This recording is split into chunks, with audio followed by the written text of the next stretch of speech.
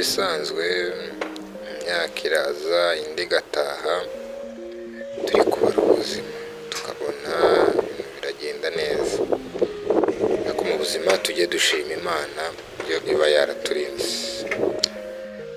Ni ukuri inkuru y'umubyeyi wanjye wabyaye mama wanjye, yari amaze igihe kinini arwaye, ariko Uwiteka akora ibitangaza. Tuvugana ari aho ameze neza. Umwanya washize twari turi gutemberana, duca muri karitsiye tukareba uko bimeze, uko mumubona aragenda nta kibazo, arashima Imana. Ni ukuri Imana yadukoreye ibitangaza, mujye mureka dushima Imana pe. Kubw'amasengesho y'abantu bagiye badusengera, umukecuru yagiye aba amahoro, kugeza n'ubu rwose arimo aratera agatambwe.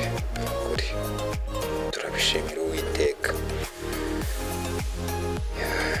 Ubundi ubona nawe andi mashimwe yari kwibwirira ubwe, nawe yaza ko yakwibwirira kuko, ariko turashima Imana, dushimira n'abadufashije mu masengesho, kandi mukomeje no gukomeza kudufasha, mukomeze mudutera inkunga y'amasengesho.